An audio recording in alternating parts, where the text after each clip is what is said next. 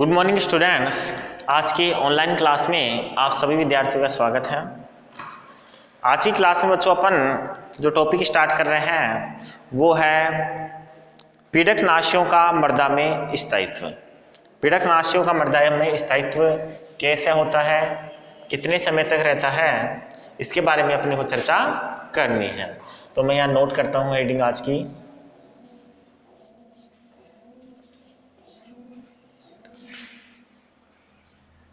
पीड़कनाशियों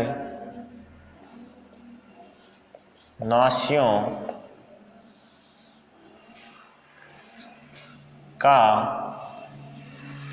मृदा में स्थायित्व।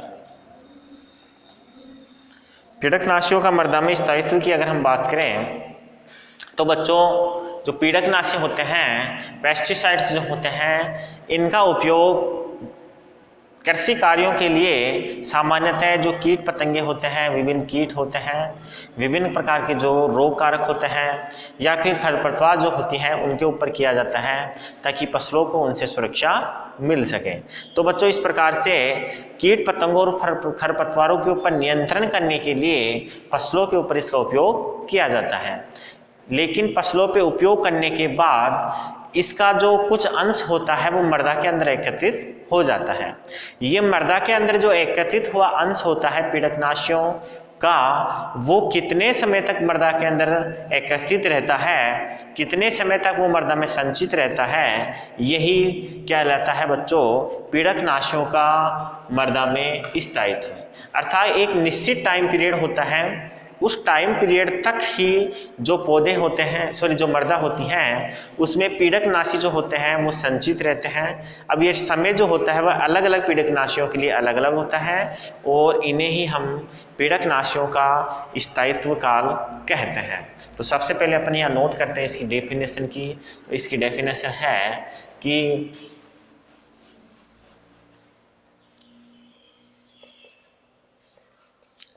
पीड़कनाशियों के प्रयोग के बाद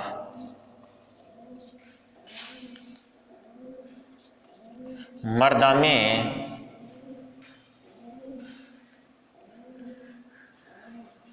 जितने समय तक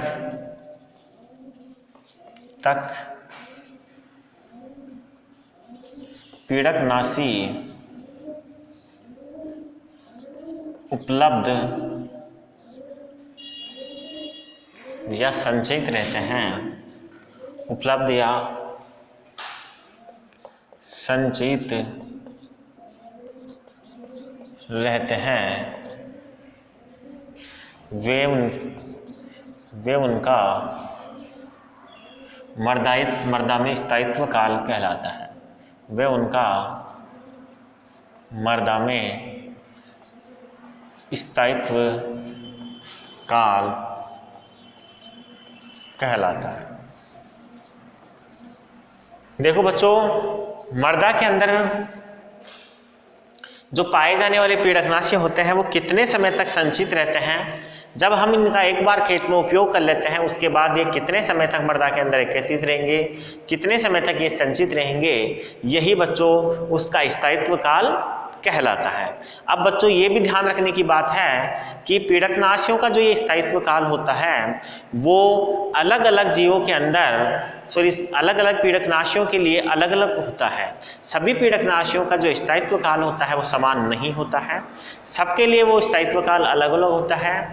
इस प्रकार से अपन ये कह सकते हैं कि सभी पीड़कनाशियों का स्थायित्व काल अलग अलग होता है।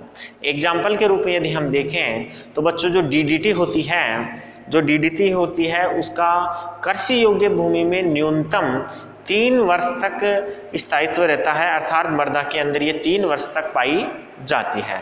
इसी प्रकार आपके कुछ और ऑर्गेनोफॉस्फेट हैं, कार्बोमेट कीटनाशी हैं, ये कुछ माह तक ही मृदा के अंदर पाए जाते हैं। तो ये इनका स्थायित्व काल होता है, ये स्थायित्व समय कहलाता है।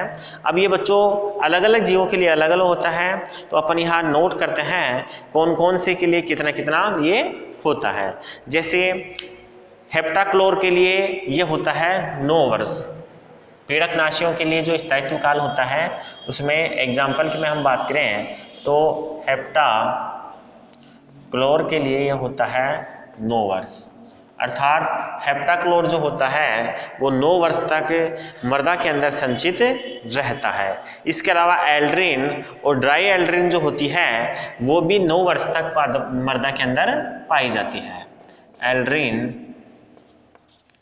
व डाई एल्ड्रीन, एल्ड्रीन और डाई एल्ड्रीन दोनों 9 वर्ष तक मृदा के अंदर संचित रह सकती है। 9 वर्ष का इसका स्थायित्व काल होता है।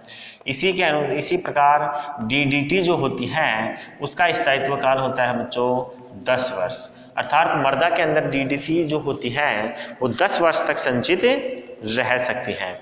इसी प्रकार BHC जो होती है वो 11 वर्ष तक मृदा के अंदर संचित हो सकती है। BHC जो पीड़कनाशी है वो 11 वर्ष तक मृदा के अंदर संचित हो सकती है। इसी प्रकार एक और आपके पीड़कनाशी है जिसका नाम है क्लोरोडेन। क्लोरोडेन जो होता है वो 12 वर्ष तक मृदा के अंदर संचित रह सकता है और ये जो क्लोरोडेन होता है ये क्लोरोडेन मृदा के अंदर 12 वर्ष तक संचित रह सकता है। इतने समय तक ये इसके जो अंश होते हैं वो मृदा के अंदर पाए जाते हैं। इसके अलावा यदि हम बात करें तो बच्चों आपके डाईयूरोल है वो 19 माह तक मृदा के अंदर रह सकता है। डाईयूरोल 19 माह तक मृदा में संचित रह सकता है। इसके अलावा अगर हम बात करें तो एड्रोजीन जो होता है वो 18 माह तक और 2,4-D 14 से 30 दिन तक, 2,4-D जो होता है वो 14 से 30 दिन तक आपके मृदा के अंदर संचित रह सकता है। 2,4-D जल्दी ही अपघटित हो जाता है। बाकी अन्य जो जीव हैं, अन्य जो पीड़कनाशी हैं वो सामान्यतः ज़्यादा समय लेते हैं अपघटित होने के लिए। एड्रोजीन का भी 18 माह का होता है स्थायित्व काल। एड्रोजीन जो होता है वो 18 माह तक आपके मृदा के अंदर संचित रह सकता है। तो ये कुछ पीड़कनाशी हैं और ये उनका स्थायित्व काल है। ये बच्चों 9 वर्ष तक पाया जाएगा और ये क्या है इसका स्थायित्व काल, अर्थात इतने वर्ष तक मृदा के अंदर ये संचित रहेंगे और ये है आपके पीड़कनाशी।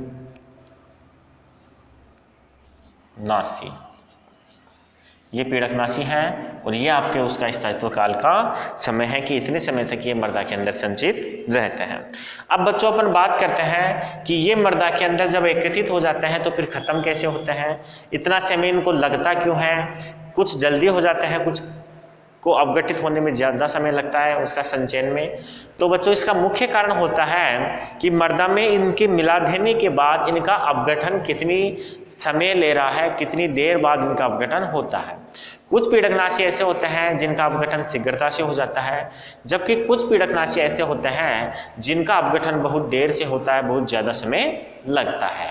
तो कुल मिला के 2-3 चीज़ें होती हैं, 2-3 कारक हैं जो इनके स्थायित्व के लिए उत्तरदायी हैं। पहला है आपके अपघटन। जो पीड़कनाशी होते हैं इनमें फसलों को उगाने से, यदि लगातार हम फसलें उगाते लेते हैं तो क्या होता है, पीड़कनाशी जो होते हैं वो शीघ्रता से अपघटित हो जाते हैं। तो मैं यहाँ एक चीज़ नोट डालता हूँ पहले, पीड़कनाशियों के स्थायित्व को प्रभावित करने वाले कारक। पीड़कनाशियों का जो स्थायित्व होता है उन पीड़कनाशियों के स्थायित्व को प्रभावित करने वाले कारक कौन कौन से हैं। पहला कारक है फसलों को उगाना।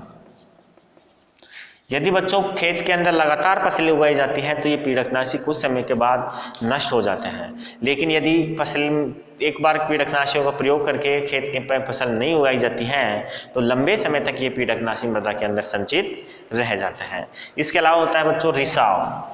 ये जो पीड़कनाशी होते हैं यदि ये रिस के नीचे तक चले जाते हैं तो इनकी सांद्रता मृदा के अंदर कम हो जाती है, जिसके कारण इसकी मात्रा कम हो जाएगी।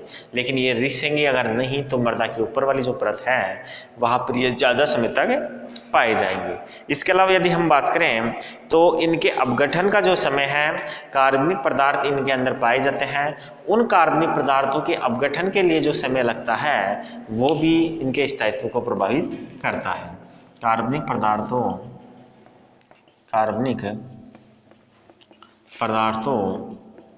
के स्थायित्व के अपघटन का समय, इनमें पाए जाने वाला बच्चों जो पदार्थ होते हैं उन पदार्थों के अपघटन के लिए जो समय होता है वो समय भी बच्चों इसके लिए उत्तरदायी होता है। तो अपन ने पीड़कनाशियों का स्थायित्व क्या होता है और पीड़कनाशियों के स्थायित्व को प्रभावित करने वाले कारकों को देखा है। एक बार आप इसका स्क्रीनशॉट लेके इसे नोट करें। फिर अपन देखते हैं पीड़कनाशियों का विभिन्न जीवों पर प्रभाव।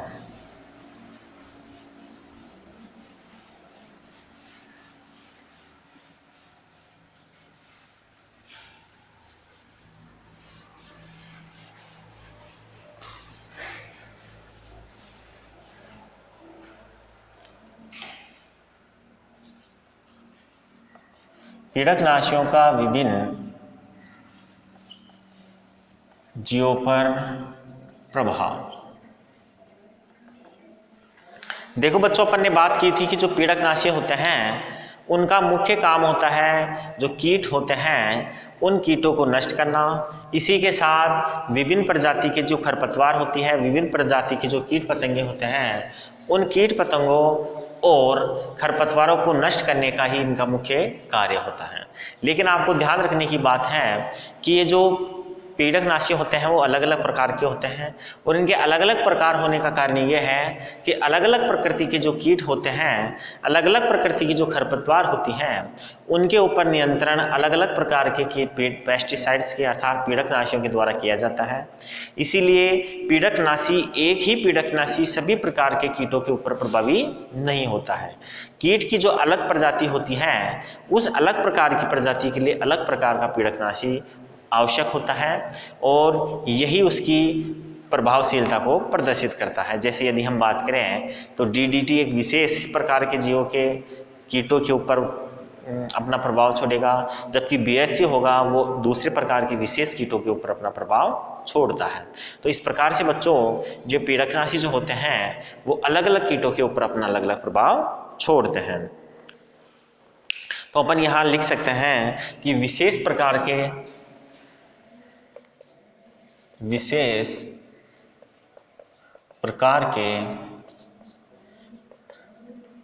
पीड़कनाशी विशेष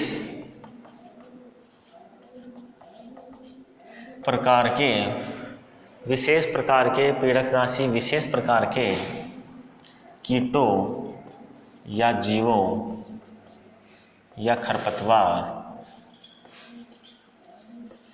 पर ही अपना प्रभाव छोड़ते हैं। विशेष प्रकार के जो पीड़कनाशी होते हैं वो विशेष प्रकार के कीटों, जीवों और खरपतवारों के ऊपर क्या छोड़ते हैं? अपना प्रभाव छोड़ते हैं। इसे ही इसके क्या बोलते हैं? विशेष प्रभावशीलता बोलते हैं।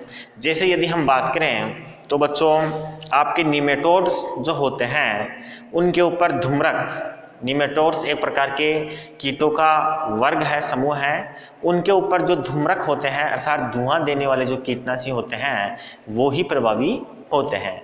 तो मैं यहाँ नोट करता हूँ कि जैसे एग्जाम्पल निमेटोड्स पर धूम्रक ही प्रभावी है। अर्थात इसके अलावा यदि अन्य कोई पेस्टिसाइड्स का यूज किया जाता है नीमेटोड्स के ऊपर, तो ये नीमेटोड्स जो होते हैं वो धूम्रक के अलावा अन्य के द्वारा प्रभावित नहीं होते हैं। इसी प्रकार यदि हम बात करें तो जो माइट्स होते हैं उन माइट्स के ऊपर ऑर्गेनोफॉस्फेट का उपयोग किया जाता है। माइट्स पर ऑर्गेनोफॉस्फेट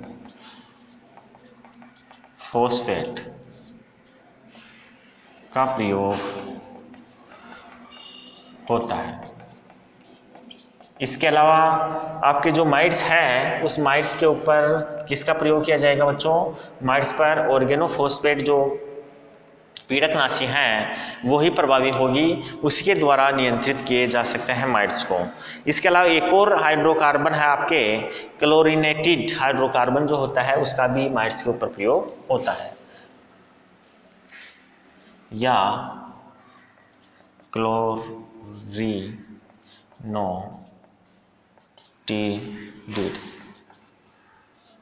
हाइड्रोकार्बन।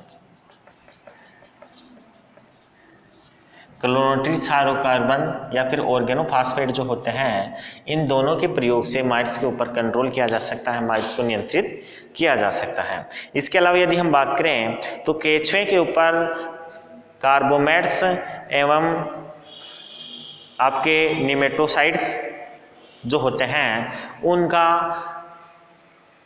कीटनाशी के रूप में जो प्रभाव है वो क्या होते हैं? नहीं होते हैं। अर्थात केंचुए के सिवाय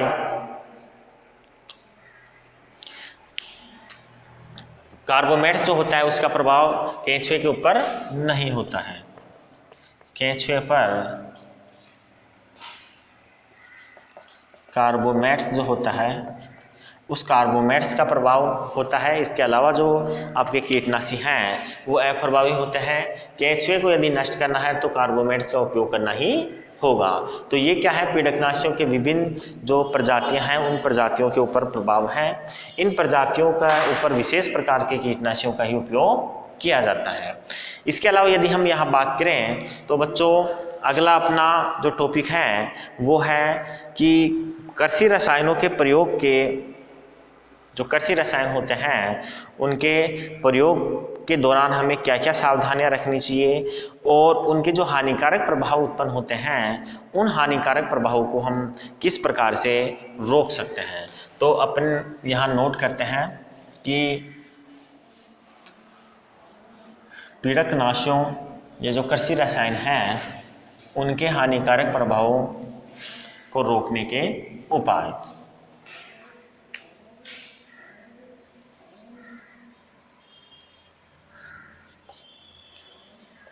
कृषि रसायनों के हानिकारक प्रभावों को रोकने के उपाय, या उनके जो हानिकारक प्रभाव हैं उन प्रभावों को नियंत्रण करने के अपने को क्या क्या उपाय करने चाहिए, किन किन उपायों के द्वारा हम उसके जो प्रभाव हैं उसको नियंत्रित कर सकते हैं। तो बच्चों अपन यहाँ सबसे पहले आपको पता है कि आपके दो प्रकार के कृषि रसायन हैं, एक पेस्टिसाइड्स हैं और एक है रासायनिक उर्वरक। तो सबसे पहले अपन देखते हैं रासायनिक उर्वरकों से संबंधित उपाय। तो पहले अपन देखते हैं रासायनिक उर्वरकों से संबंधित उपाय। रासायनिक उर्वरकों से संबंधित हम क्या उपाय कर सकते हैं जिससे इनके हानिकारक प्रभाव जो हैं वो अपने फसलों के ऊपर, जीव जंतुओं पर और मृदा पर देखने को ना मिले हैं। सबसे पहले तो बच्चों ध्यान रखने की बात है कि फसलों के अंदर संतुलित मात्रा के अंदर रासायनिक उर्वरकों का प्रयोग करना चाहिए। एक नियत मात्रा होती है, उस मात्रा से ज़्यादा अपने को रासायनिक उर्वरकों का उपयोग खेती के अंदर नहीं करना चाहिए, क्योंकि अति जो होती है वो किसी भी चीज़ की ज़्यादा होने पर विनाश होता है। तो पहला है आपके रासायनिक उर्वरकों का रासायनिक उर्वरकों का संतुलित उपयोग। रासायनिक उर्वरकों का क्या करना चाहिए, अपने को संतुलित उपयोग करना चाहिए। रासायनिक उर्वरकों का क्या करना चाहिए, अपने को संतुलित उपयोग करना चाहिए। ज़्यादा मात्रा में रासायनिक उर्वरकों का उपयोग अपने को नहीं करना चाहिए। पौधों को आवश्यकता से अधिक मात्रा में उर्वरक नहीं देने चाहिए। पौधों को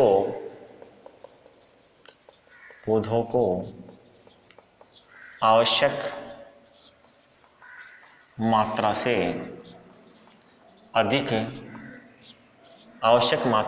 अधिक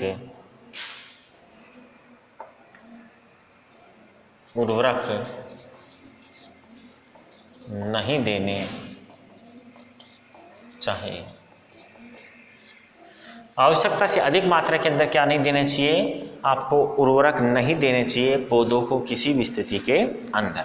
आगे हम बात करते हैं तो नाइट्रोजन युक्त जो उर्वरक होते हैं, उन नाइट्रोजन युक्त उर्वरकों को, खादों को एक साथ नहीं देके टुकड़ों में किस्तों के रूप में उनको दिया जाना चाहिए। तो अपन यहाँ नोट करते हैं कि नाइट्रोजन युक्त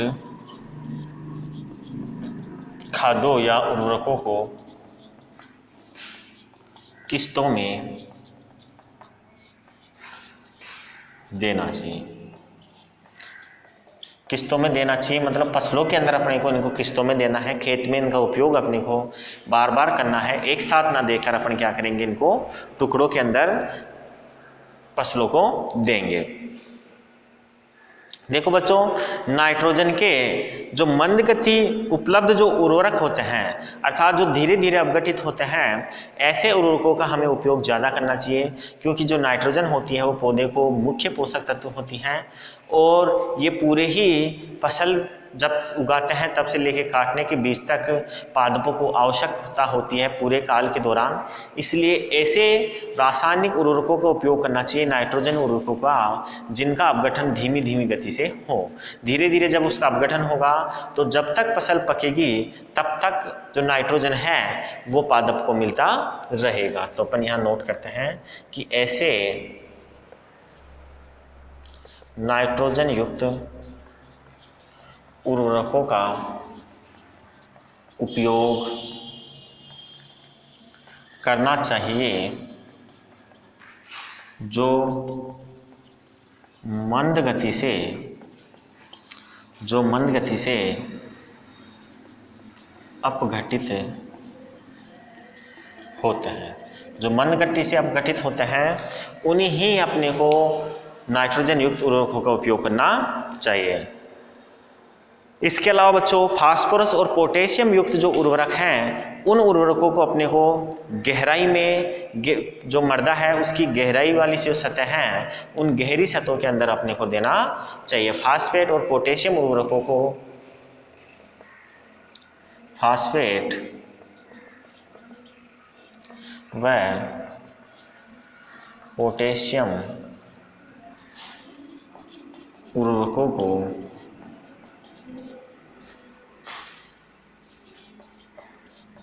मृदा सतह की गहराई में देना चाहिए।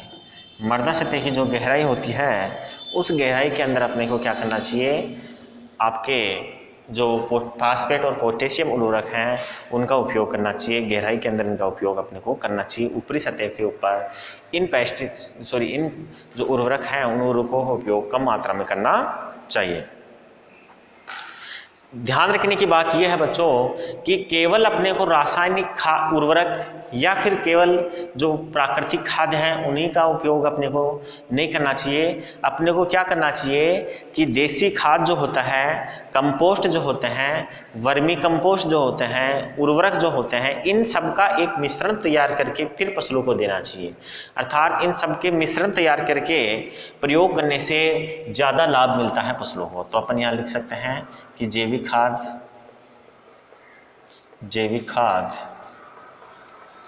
वर्मी कंपोस्ट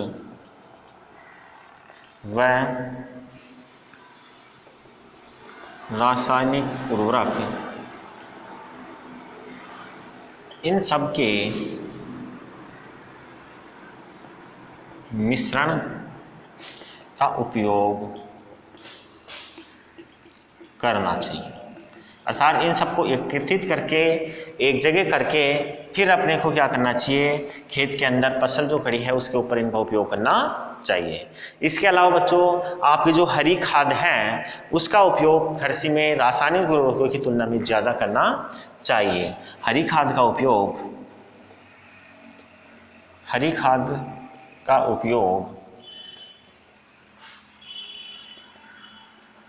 रासायनिक उर्वरक से ज़्यादा किया जाना चाहिए। कहने का मतलब अपने को आवश्यकता हो तो ही रासायनिक उर्वरक का उपयोग करना है, वरना अपने को जो जैविक खाद हैं, आपके हरी खाद हैं, वर्मी कंपोस्ट हैं, उन किसी भी प्रकार के जो प्राकृतिक खाद हैं उनका उपयोग करना चाहिए। तो ये कुछ तरीके हैं जिनके द्वारा अपन क्या कर सकते हैं, रासायनिक उर्वरकों से संबंधित उपाय हैं जिनसे अपन रासायनिक उर्वरकों के पड़ने वाले जो विपरीत प्रभाव हैं उन प्रभावों से फसलों को बचा सकते हैं। आज की क्लास बच्चों अपनी यहीं तक रहेगी। नेक्स्ट क्लास में अपन इससे आगे का टॉपिक स्टार्ट करेंगे। थैंक यू, धन्यवाद।